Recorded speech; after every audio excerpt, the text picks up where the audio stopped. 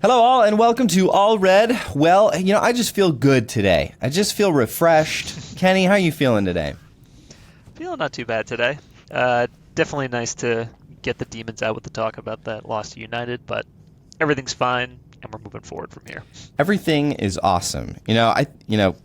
Liverpool, you'll never walk alone through the storm, and yet I don't even think there's a storm, Kenny. I think it's just rainbows and sunshine because Liverpool are still joint top of the league and are in a wonderful position to win the Europa League potentially. So I feel like there's only sunshine and blue skies right now, Kenny. But yet we will still never walk alone.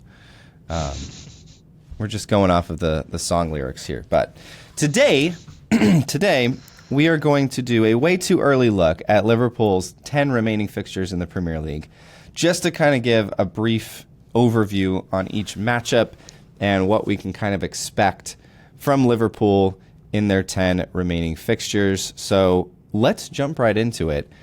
As we know, our next match is in now 12 days, Sunday, March 31st, at Anfield versus Brighton. And I think this will be a pretty thrilling game. Brighton are not a great away team, which is good for Liverpool. They are a much, much better home team, but we don't have to face them at home. We're facing them at Anfield, and I think that bodes really well for Liverpool because Brighton are a completely different team on the road. Yeah, I can agree with that. The bigger thing about them, I think, is actually that they just have so many injuries. I'm not too up to date on how many people are coming back for them. One of my very good friends is actually a Brighton fan as well, so we're actually going to be in her hometown. She's in England right now, but she's coming back over to America, and we're going to be at her hometown when Liverpool and Brighton play. So we'll be able to watch it. But her overall feeling is that they've pretty much been kind of underperforming a little bit just because of all the injuries that they've had. But De Zerbi is so good at the club in general is just really good at bringing in people you have no idea who they are. They put them right in, and they look like they've been playing in the Premier League for a couple of years. Yeah. So De Zerbi's a good coach. He's obviously one of the shortlisted managers that'll play for that might go to Liverpool as well. But I think in general at home we should probably have a few steps above them to be able to take advantage of that game. We should. I think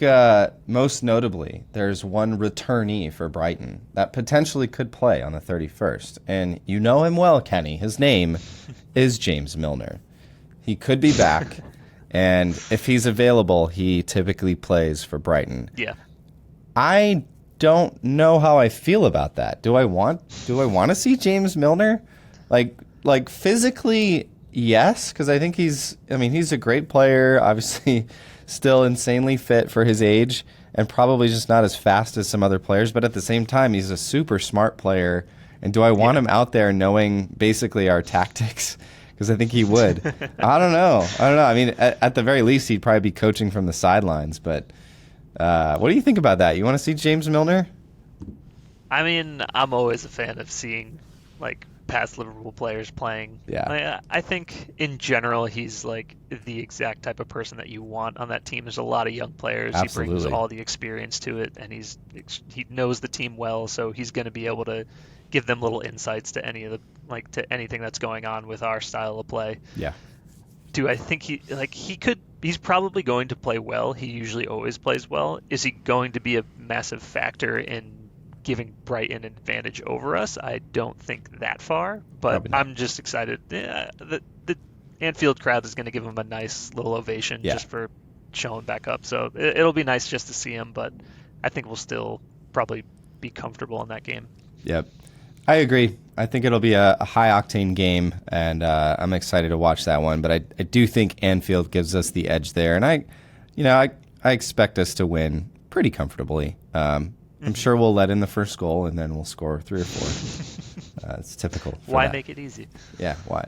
All right, let's move on. 4 days later, we are back at Anfield versus Sheffield United.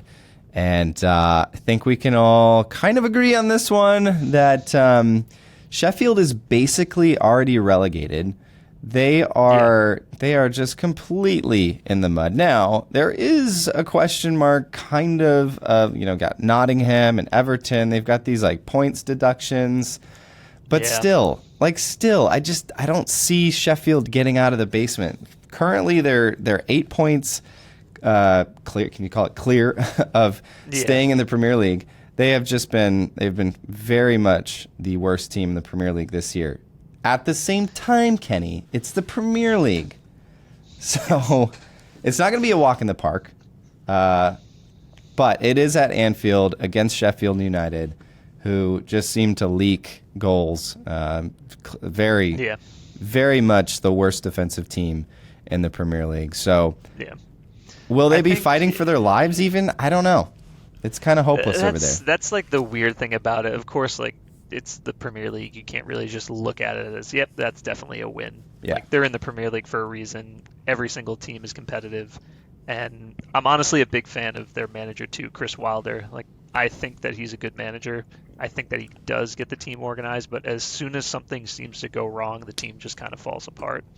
But as bad as they've been doing, I don't know if they get into that mentality of like, well, I mean, we're pretty much just playing for pride. Like we're kind of resigned to the fact that we might be getting relegated. So like that in itself kind of creates an issue to where if you get too comfortable playing against them, they're probably going to like take some kind of result that you were just like, oh crap, we really let that slip. So it's really just being focused for that one. Yeah, and anytime you're playing a team that has literally nothing to lose, there's a danger there. And so, hopefully Klopp can get the boys up and ready for that one. I think in the past we've seen Liverpool, throughout maybe the Mane and Firmino years, sometimes play down to opponents like this, where it's like, we should easily be winning this game, and we're either drawing or we're trying to get a last gasp, goal from Alisson going forward in the 94th minute. So nothing is given in the Premier League, but you have to fancy Liverpool. That's also a later game, so not the morning game, not the early game over there. So you got to fancy him. I just feel like as we get closer to the end of the season and closer, I mean, thankfully our final Premier League game is at Anfield, so we get to give Klopp a proper send-off there. But as we get closer, I just feel like Anfield is going to get louder and louder and louder. Yeah. Knowing as long as they keep themselves in it, like that place is going to be a cauldron every single time. Yep. So realistically, we should be seeing 6 points out of those next two matches. Now, Sunday, April 7th, 2024, Liverpool go back to Old Trafford, and they have to face Manchester United once again. This time it counts for reals, Kenny. I think they clean up their act.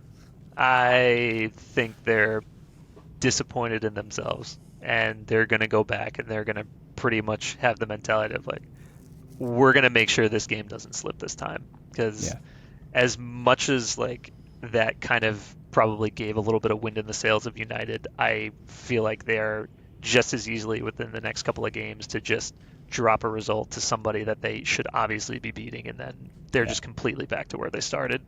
And that's kind of the feeling that I get with them.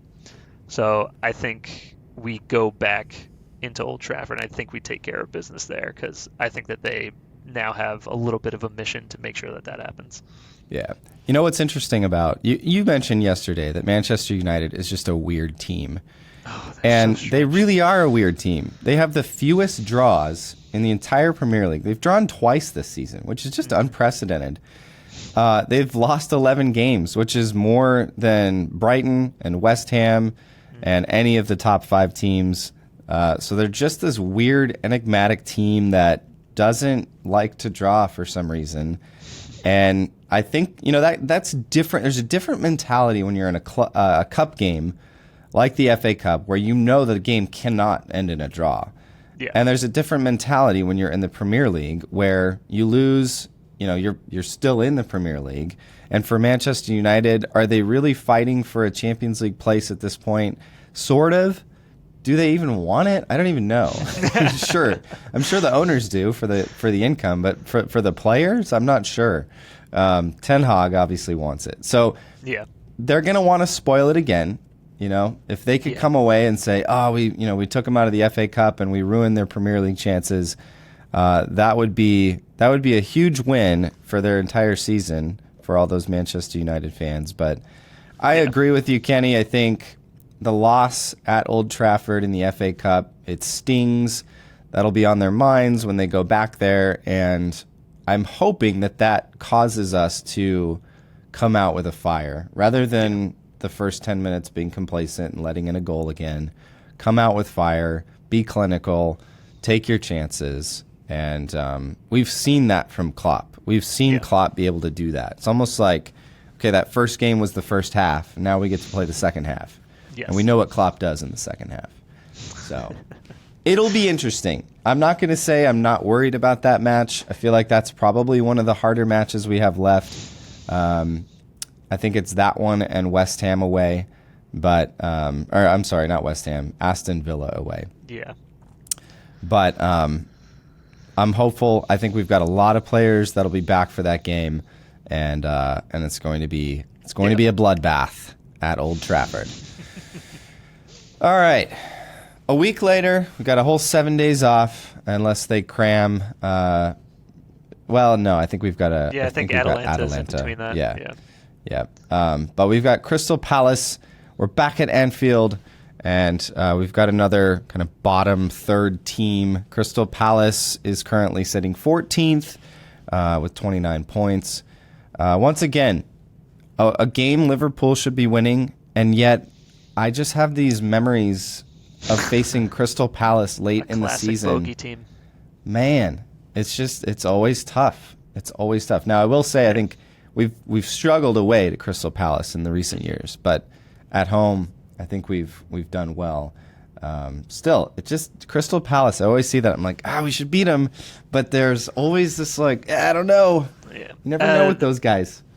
They just brought in that new manager. I forget where he came from. I think it was Mainz or some kind of German team, I think.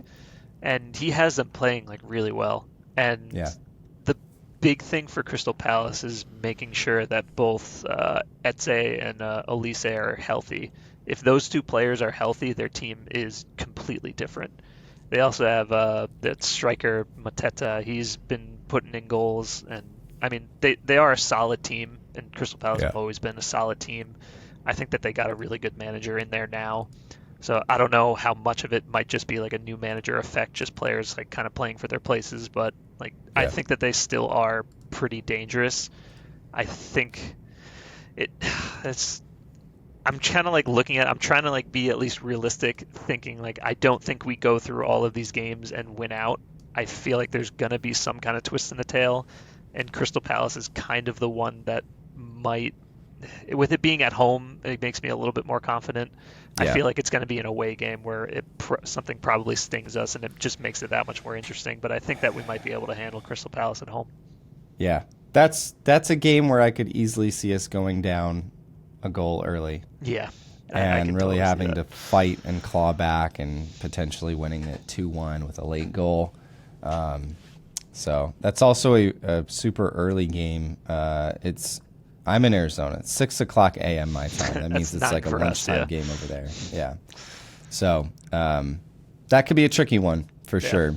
And let's not forget that our fixture list is still crammed, even without the FA Cup games in there. We still got Atalanta twice. We've got, there's a few run-ins where we've got a game every 3 to 4 days for like 2 or 3 weeks straight. So it's going to be crammed. It's going to be, it's going to be messy. Hopefully these players returning from injury help that on the front line. So moving on, we head to Craven Cottage against Fulham, and this could be a tricky one. I think Fulham they're playing well. I think that's the one that I'm worried about. Just looking at it, they're playing well currently. Their recent form has been really good. Three out of the 5 games they've won, and I think away at Craven Cottage, just historically, it's a historic site, and I think they'll be. They don't have much to play for, and they're sitting 12th right now, and they're not really in a relegation battle. They're not fighting for any European spots, but they're going to want to come out and win this one. I think anytime you host Liverpool on your home ground, there's just a different energy we see from teams. They want to win. They want to beat Liverpool in front of their fans. I think that they're honestly a really good team. That striker Muniz, he's scored in like the last like 5 games or something like that. I think Willian, when they first brought in Willian, I thought kind of like he's kind of washed. I don't really think he's going to do much, but he's been electric for them at times. Iwobi, who came, I think he was at Everton before. Like I kind of thought he wasn't really that good anymore ever since he left Arsenal, but he's been one of their best players. Paulinho is, we almost like we're looking at him to get him as the defensive mid. I think he's extremely solid, and I guess it's like comes with being a mid-table team. Like they're really good at home. I can give them that, but there's also just like times where they play, and I'm just like I kind of thought that they would win that game, and they absolutely just get blown out. But I think that just comes with that mid-table territory. You just hot and cold, and with them being at home, it's going to be a little bit more tricky. Yeah. They a month ago, they went to Old Trafford and got a win, 2-1. They've also beaten Brighton 3-0 at home, and they recently beat Tottenham 3-0 at home. So they're hot, they're on fire. Yeah. Obviously, we're still about a month away from that game, but it's going to be tough. It's going to be a tough game, and you kind of have to just hope that Liverpool kind of cruise into that game in good form and with no major injuries, and they're at full strength and can kind of just do the right things, be clinical, play their game, but that is a tricky one on the schedule. Yes. A week later, we go to London Stadium to face West Ham. This is another, I think, a really tricky match for Liverpool. Because West Ham are no slumps. They're no slouches. Currently sitting 7th in the table, and they kind of are in that potential race for UEFA League next year, depending on what happens with that 5th spot. Yeah. They're currently sitting 3 points behind Manchester United, and if Tottenham somehow squeak into the Champions League, that 6th spot will be crucial for Europa League football, and West Ham will certainly want to get in there. And so they'll be fighting for that. I expect them to just kind of keep doing what they've been doing and winning, drawing. They've been good recently. Mm-hmm. They've beaten Brentford. They've beaten Everton. And then a couple draws. They recently drew 1-1 with Aston Villa. Yeah. But certainly London Stadium will be a tricky place to go and get 3 points. I agree. They're another team that's just like, sometimes you see them play and they're like, wow, I don't want to play that team, because when they have like their front line going, I think Paqueta is a great player. Bowen is a fan favorite. I love him so much. He's just one of those guys who's just, he works the hardest, and he has that good technical skill, and he just makes things happen. I think when he's on, like, that team is really good. And it's just like they have these things where they play Aston Villa, who's a Champions League team. They get a draw out of it. I think they go up 1-0 in that game too. But then again at Burnley, I think they got a red card in that game. I don't remember what happened, or I think they just saved it. Like Burnley was up 2-0, and I think they just eventually like stole it back and got a point out of it. So like they're so weird in the way that they can kind of perform against these bigger teams, but then against the lower teams, they're kind of, it's just, you don't really know what's going to happen with them. And they get up for the big games, and they've got those kind of older, more experienced attackers who aren't the quickest or aren't the strongest, but they can hit a sweet goal every now and again. Danny Ings, Bowen, like those types of players, Yeah. can kind of score from anywhere on the field at any time. Yeah. And Oh yeah, and I that's going to be forgot about tricky one. Kudus too. Kudus is like, so fun to watch. Ward Prowse Yeah, is fantastic. Yeah, and then Suchek too, like who primarily I thought was more of like kind of their defensive solidarity, like within the midfield. He pops up out of nowhere and gets goals. So yeah, I mean, the yep, team can score from a lot of areas. So they are a yep. dangerous team. And then I think Mikel Antonio's back from injury too. So and he loves a goal against Liverpool. So I would rather not see him on the field. He does, but he also was talking a lot of smack earlier this season, and thought that I think he said that West Ham would finish above Liverpool this Yeah. season. Yeah, he's a So dummy. let's hope that everyone online and the coaches are bringing those clips back to the surface before that game, just to get the boys up for that one. Yeah, tricky. We've actually not dropped points to West Ham for about 3 years now. So let's hope that streak continues and we come away with 3 points at London Stadium. Let's move on to probably one of the highest ranking teams left on the schedule. We'll be back at Anfield on May the 4th against Spurs. And I'm excited to see this one because I think this might be a little bit of a revenge game. Kenny, what do you think?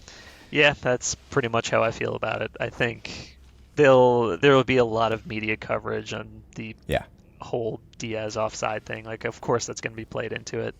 And depending on, I think, like, if we stay injury free and that little away trip to London that we have against Fulham and West Ham, I think if we come out of those unscathed, I think Tottenham, they're a really good team. They're really dangerous, but they just, it really seems like the way that they lost 3-0 to Fulham, like they just kind of still have that Spursiness to them. And this is still also going to be a huge game for them, and depending on whether or not they can get Champions League. So, like, there's still a lot riding for it for them as well, but it's going to be a fun one. Yeah. They do have a lot to fight for, and it'll be interesting to see where they're actually at in the table when this game occurs. I expect them to be fighting no matter what. Yeah. This has always been a really tricky matchup, no matter if they're playing at Anfield or at Tottenham Hotspur Stadium. It just seems like it's always a really entertaining match, but also a tricky match for Liverpool. I mean, about a year ago, it was that 4-3 amazing match where Liverpool came out on top, but had to win it in the 94th minute after conceding in the 93rd minute. So, you never quite know what's going to happen between these two teams. It is at Anfield, and it's also, I believe, the second to last match at Anfield, which, again, I just feel like, man, it's going to be loud. It's going to be feral in there, and if it's still in our hands, that's going to be the second loudest the stadium will be. If we have it in our hands against Wolves, it's going to be deafening. Oh, dude. Yeah. So I just feel like that's a match where the players on the field, either team, the matchups are tricky for either team, but Anfield could be the 12th man that pushes us over the edge in that one. I kind of just expect that to be wild and entertaining, and hopefully the late goals that occur go our way, because there always seem to be late goals in that game. Okay. What could be the most difficult match remaining on the schedule? Away at Villa Park to a very, very good Aston Villa side, who I feel like we got earlier this season. We got them at a good time at Anfield, and we beat them 3-0. But this will be a much different game, and probably a much different team than we saw back in early September. And so this is going to be a very tricky game against what is potentially going to be a Champions League team next year. Yeah, I think they're really good. Like Unai Emery, like I'm really happy that he came back and is actually proving himself again. maybe it was like a little bit too early of him going to Arsenal. Maybe it was just too big of a club, too much of a transition. But I think he has them playing so well. And Yeah. I think for me, Ollie Watkins, if they make Champions League, I think that he is the player of the season for the Premier League because I think he has, I forget, like 16 goals, and I think he's leading in assists, or he might be tied for first with assists. I don't Yep. remember the numbers, but he's been incredible. And they've kind of skidded a little bit at home. I think like maybe two out of the last like four. I think they've dropped results there, but still, I think like again, if this is probably the game that they need to win to secure Champions League, I think it's going to be really difficult. Yeah. You know, they're a really interesting team. Just looking at some of their outstanding results this year, both wins and losses. They beat Brighton at home 6-1. They lost 5-1 versus Newcastle. So it's like they're kind of this first game of the season. Yeah. They're kind of this weird team where they can, I mean, they just lost to Spurs 4-0 at home. Yeah. So it's like, they're how are they going to be on that day? Are they going to be up for it, or are they just going to turn off? Typically, teams don't turn off against Liverpool. They show up, they play hard. That just comes with being the most successful club in English history. And the biggest thing in that game is making sure that we score first. I think if we score first, we're able to handle that game because we just need to quiet them down immediately. Yeah. Get the first goal in, but we don't like to do that. So. No, we don't. But that's what we did against them last time around. Szoboszlai scored in the 3rd minute, and it was cruise control after that. Yeah. So a very tricky fixture. You know, I think a lot of this just depends on the mentality going into that. Where are both of these teams in the table at that time, and how do things kind of shake out over the next final 2 months of the season? All right, final game. Sunday, May 19th at Anfield versus Wolves. We know how the final day of the Premier League is structured. Every team plays at the same time. And we know from recent history that that final day of the season could be very, very crucial in determining who wins the Premier League title. So I don't really want it to come down to the final day, Kenny, but it sure seems like it's going to, one way or the other. And I for one am glad that we play our final game at Anfield. Yeah, I'm really happy that it's at home. I think that's the best case scenario. Might be a little masochistic of me, but I kind of do want to see it go to the last day because that would just be thrilling. It would be epic. I truly believe if we have it in our hands, we're going to get it over the line against Wolves. If it gets down to it, I will be jumping up and down. I'll be ready for it. I will make sure to have my TV on and 2 laptops playing the other 2 games to make sure I know what's going on. So that should be fun. 2 years ago, I'm sure you remember, we were in a similar scenario as to what we kind of predict that will happen this year. And obviously a very nervy Sunday. I believe it was the same day. It was the 22nd of May. This will be the 19th of May. But the 22nd of May in 2022, Liverpool at home versus Wolves, and they needed to win, and they needed City to draw or lose. Now, we all know what happened, but Liverpool was rather comfortable in that game. I think it was a nervy game because they had to win to be in contention to win the Premier League. Yeah. And they did. Had to win. Yeah, I think it was, what was it? Villa went up 2-0 against them or something like that. We don't need to talk through the pain again, Ken. It was Steven Gerrard's Villa who went up 2-0, and it still wasn't enough. My goodness. But we did go down early. We let Neto score in the 3rd minute. Yep. And then Mane got one back, and then we got, I guess it wasn't as comfortable as I remember. Yeah, I think Salah got one back in like the 80th or something like that. Yeah, 84th minute. By that time, City had already come back. Yeah, I know. I think I remember Salah scored in the 84th. He went over to celebrate with the fans, and he kind of asked him what's the score, and they were thumbs down. He's like, oh man. So We can laugh about it now. It was difficult at the time because that was the year we just couldn't get the quad. Oh my goodness, we were so close. Okay, well that is kind of an in-depth review of each one of our remaining fixtures. I think it goes without saying that we could win out. I think we could win out. Will we win out 10 matches in a row? That's difficult to do. Doesn't matter what team you are. We've done it before. And I think Klopp typically, unless it's an off year, but in his strongest years, we've been really good in this final stretch, as has Manchester City. But like we said yesterday, I am so happy that March 31st we'll see one of the other two teams at least drop points. That's going to be such a fun game to watch because I really don't care what happens. I would love a draw, but either way, one of the other teams that we're fighting for first place and the Premier League trophy with will drop points.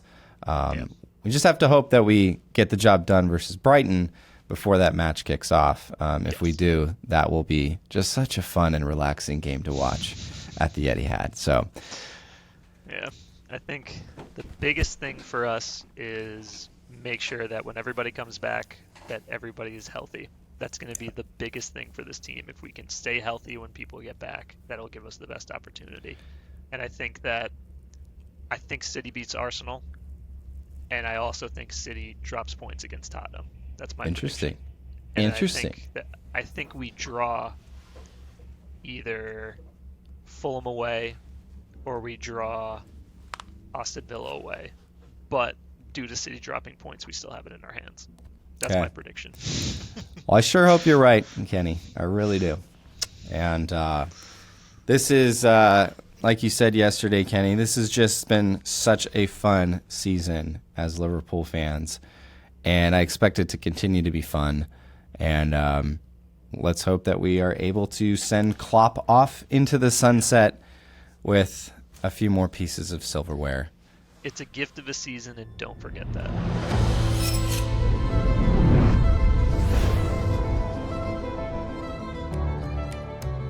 Thanks for watching this all red clip. If you liked the video, click the like button and comment below. Let me know something about whatever it is you want to say. And of course, consider joining the All Red community by subscribing to this channel. It's fast, it's easy, it's free, and it's all red. And you're welcome to stay here and keep watching this video as long as you like. But I actually need to go. So thank you. I'll see you later.